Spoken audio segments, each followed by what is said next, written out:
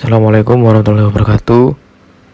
Kami dari kelompok 4, kelas PKN 47 akan membahas tentang wawasan Nusantara. Sebelumnya, perkenalkan dulu tim kami yang berisikan saya Muhammad Ilham Yahya dengan NIM 212410101033, lalu ada Verly Fitratus Safiah dengan NIM 212410101047, lalu ada Hilyatun Nisa Nugraini dengan NIM 221910101022, lalu ada Muhammad Kakak Gabriel Ilah dengan NIM 221910101009, dan yang terakhir ada Rizky Ahmalia dengan NIM 212410101058. Dan ini merupakan outline dari pembahasan yang ada di PPT kami. Yang pertama adalah definisi, kedudukan, fungsi, dan tujuan dari wawasan Nusantara. Lalu yang kedua adalah implementasi atau perwujudan dari Wasantara. Yang ketiga adalah ajaran dasar. Yang keempat dasar hukum, dan yang terakhir ada kesimpulan. Oke, langsung saja lanjut ke yang pertama, yaitu definisi. Yang pertama adalah definisi wawasan Nusantara. Definisi wawasan Nusantara berdasarkan ketetapan MPR tahun 1993 dan 1998 tentang GBHN. Wawasan Nusantara merupakan wawasan nasional yang bersumber pada Pancasila dan berdasarkan UUD 1945, yaitu cara pandang dan sikap bangsa Indonesia mengenai diri dan lingkungannya dengan mengutamakan persatuan dan kesatuan bangsa serta kesatuan wilayah dalam menyelenggarakan kehidupan bangsa dan bernegara untuk mencapai tujuan nasional.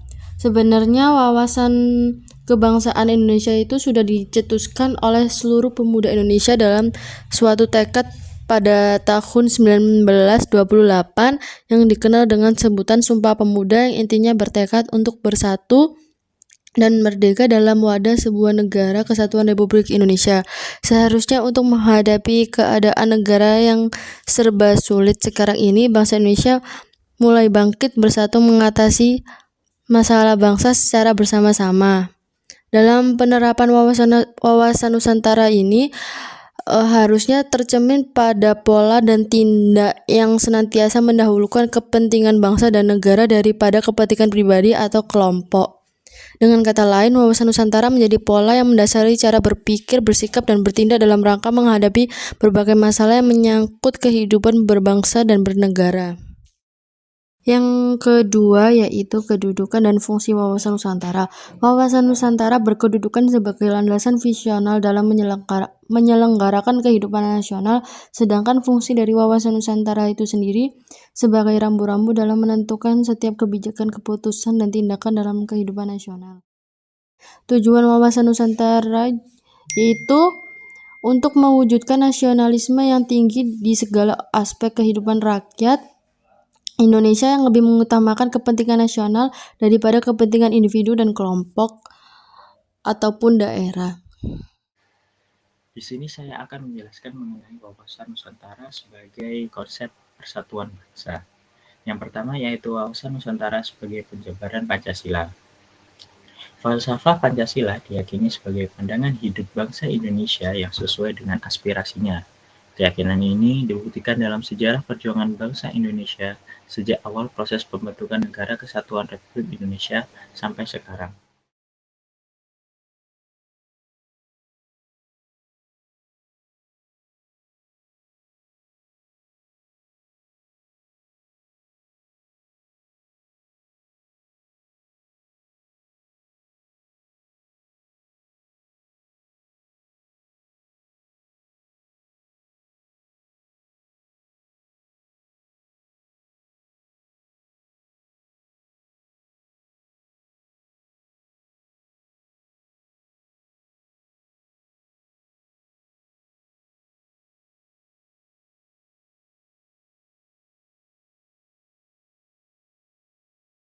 Nasional.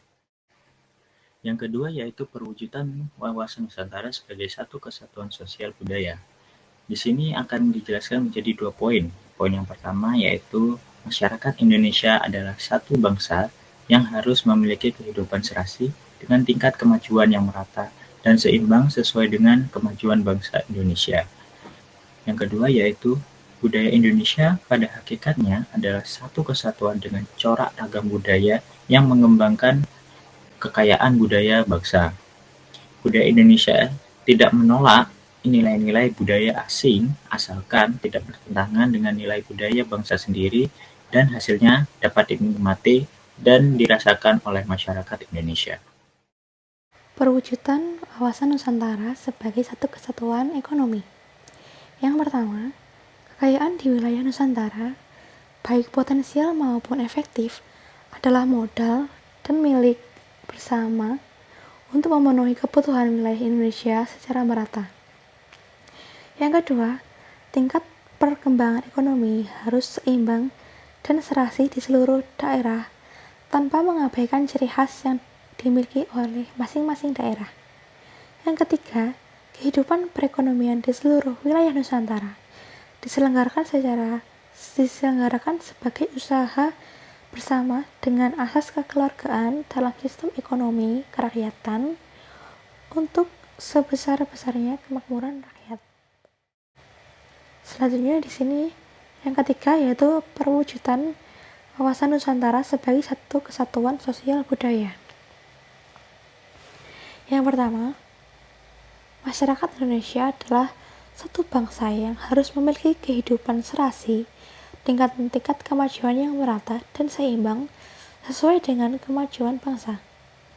Yang kedua, budaya Indonesia pada hakikatnya adalah satu kesatuan dengan corak ragam budaya yang menggambarkan kekayaan bangsa Indonesia, sehingga budaya Indonesia tidak menolak nilai-nilai budaya asing asalkan tidak bertentangan dengan nilai budaya bangsa sendiri dan hasilnya dapat dinikmati. Selanjutnya, kita akan beralih ke perwujudan wawasan Nusantara sebagai satu kesatuan pertahanan keamanan. Di sini terdapat 2 poin. Yang pertama yaitu bahwa ancaman terhadap suatu pulau atau suatu daerah pada hakikatnya adalah ancaman terhadap seluruh bangsa dan negara. Yang kedua yaitu tiap-tiap warga negara mempunyai hak dan kewajiban yang sama untuk ikut serta dalam pertahanan keamanan negara dalam rangka pembelaan negara dan bangsa. Yang kelima yaitu wawasan Nusantara sebagai penjabaran Pancasila. Wawasan Nusantara sebagai penjabaran Pancasila yang meliputi falsafah Pancasila diyakini sebagai pandangan hidup bangsa Indonesia yang sesuai dengan aspirasinya. Keyakinan ini dibuktikan dalam sejarah perjuangan bangsa Indonesia sejak awal proses pembentukan Negara Kesatuan Republik Indonesia sampai sekarang. Wawasan Nusantara sebagai aktualisasi falsafah Pancasila menjadi landasan dan pedoman bagi pengelolaan kelangsungan hidup bangsa Indonesia. Dengan demikian, wawasan Nusantara menjadi pedoman bagi upaya mewujudkan kesatuan aspek kehidupan nasional untuk menjamin kesatuan, persatuan, dan keutuhan bangsa, serta upaya untuk mewujudkan ketertiban dan perdamaian dunia. Yang keenam yaitu wawasan Nusantara sebagai wawasan nasional. Pembinaan dan penyelenggaraan tata kehidupan bangsa dan negara Indonesia disusun atas dasar hubungan timbal balik antara falsafah, cita-cita, dan tujuan nasional, serta kondisi sosial budaya dan pengalaman sejarah yang menumbuhkan kesadaran tentang kemajemukan dan kebinekaannya dengan mengutamakan persatuan dan kesatuan nasional. Gagasan untuk menjamin persatuan dan kesatuan dalam kebinekaan tersebut merupakan cara pandang bangsa Indonesia tentang diri dan lingkungannya yang dikenal dengan istilah wawasan kebangsaan atau wawasan nasional Indonesia dan diberi nama wawasan Nusantara atau disingkat Wasantara. Selanjutnya di sini yaitu ajaran dasar mengenai wawasan Nusantara.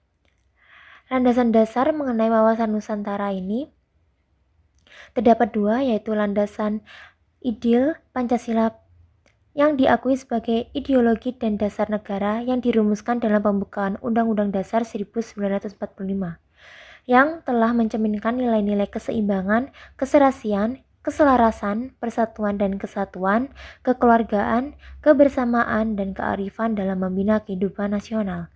Kemudian yang kedua yaitu landasan konstitusional yaitu Undang-Undang Dasar 1945. Undang-Undang Dasar 1945 ini merupakan konstitusi dasar yang menjadi pedoman pokok dalam kehidupan masyarakat, berbangsa, dan bernegara. Selanjutnya yang terakhir yaitu Dasar Hukum Wawasan Nusantara.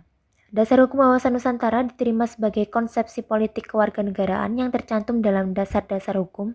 Antara lain, yang pertama ada TAP MPR nomor 4 MPR tahun 1973 pada tanggal 22 Maret 1973.